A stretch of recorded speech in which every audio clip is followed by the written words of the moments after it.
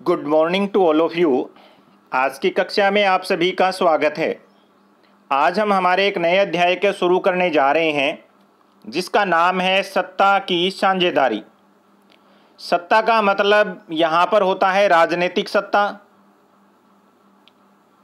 और साझेदारी का मतलब होता है यहाँ पर बंटवारा या हिस्सा।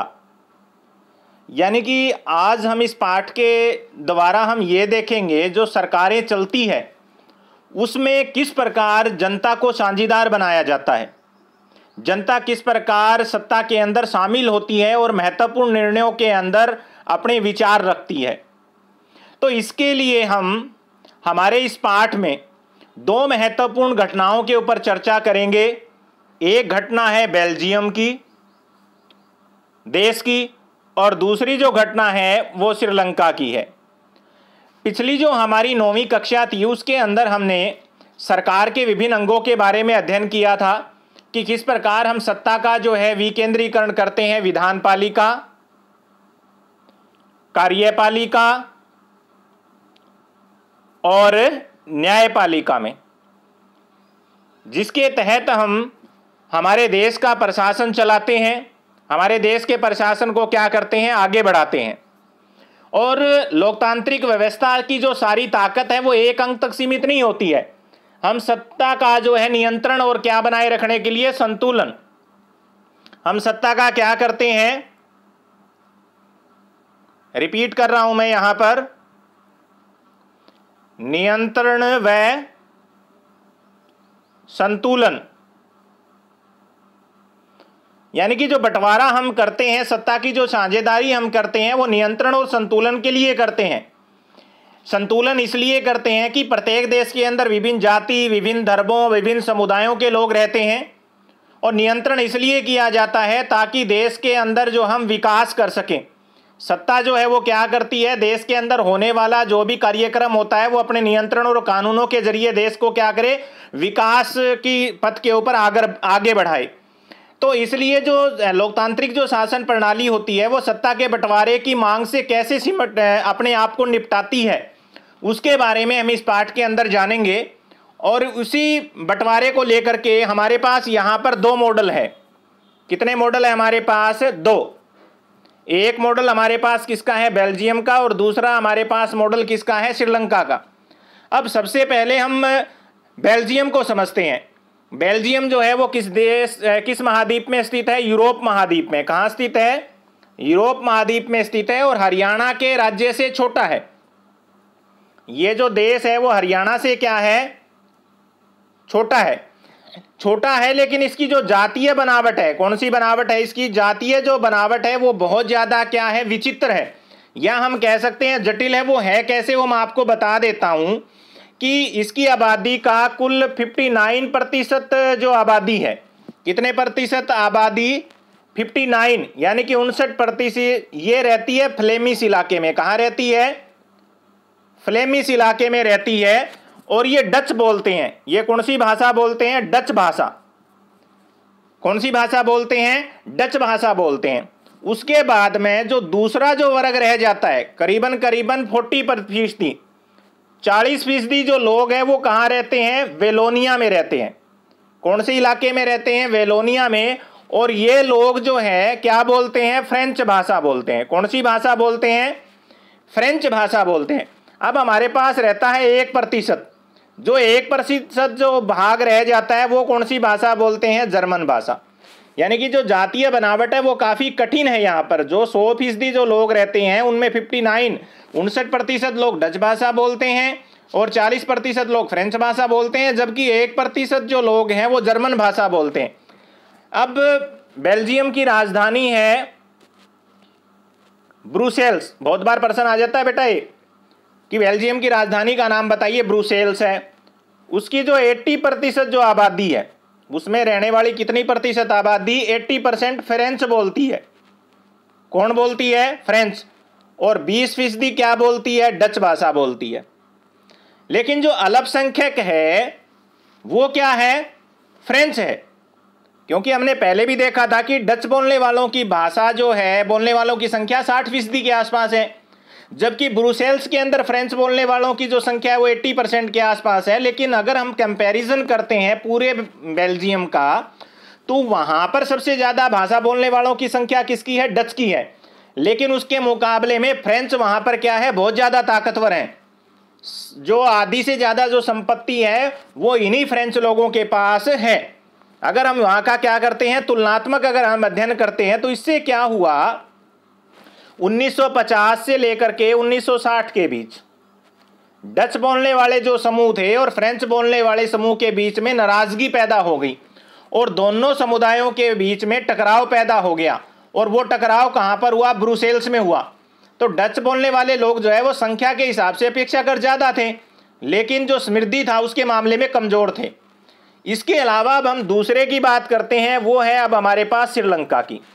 कई बार ये प्रश्न आ जाता है कि बेल्जियम की जातीय बनावट के बारे में आप क्या समझते हैं, या बेल्जियम के अंदर जो फ्लेमिश इलाका था उसमें जो है कौन सी भाषा बोलने वाले कितने प्रतिशत लोग रहते थे। अब हम बात करते हैं श्रीलंका। श्रीलंका जो है वो एशिया महाद्वीप का देश है। किसके विपरीत? बेल्जियम के विपरीत। बेल्जियम तो कहाँ का था? यूरोप का। श्रीलंका किसका है? एशिया महाद्वीप है और भारत का पड़ोसी देश है। भारत का क्या है? पड़ोसी देश है। अब हम बात करते हैं श्रीलंका की जो जातीय बनावट है, 74% जो है यहाँ पर सिंहली भाषा बोलते हैं। कौन सी भाषा बोलने वाले लोग रहते हैं? सिंहली भाषा बोलने वाले लोग रहते हैं। और उसके बाद में जो दूसरा जो यहाँ पर जो समूह आता है उनकी संख्या है 18%, वो है तमिल लोग। कौन सी भाषा बोलते हैं? तमिल भाषा। और तमिल जो भाषा बोलने वाले लोग हैं तमिल, उनके दो समुदाय हैं। कितने समुदाय हैं? दो। एक तो समुदाय कौन सा है? श्रीलंकाई मूल। श्रीलंकाई मूल यो तो है 13%। कितना फीसदी है? 13%। जबकि दूसरा कौन सा है? हिंदुस्तानी तमिल है। कौन से तमिल है? हिंदुस्तानी। उनकी संख्या कितनी है? 5% है। बाकी जो लोग बच जाते हैं वहां पर वो कौन है? या तो मुस्लिम है, या फिर कुछ लोग हैं ईसाई है। जो ये जो श्रीलंका की जो बाकी जो आबादी हमारे पास बसती है उसमें 7% लोग क्या हैं? ईसाई हैं। करीबन करीबन जो 7% लोग हैं वो कौन है? ईसाई है। तो यहां अगर हम देखेंगे जो जातीय जो बनावट है वो थोड़ी सी जटिल ज्यादा है।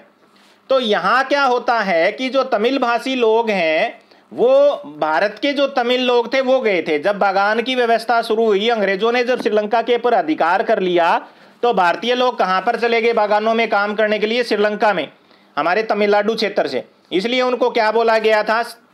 हिंदुस्तानी तमिल बोला गया। ये तो थी हमारे पास बनावट। किसकी बनावट? बेल्जियम और श्रीलंका की।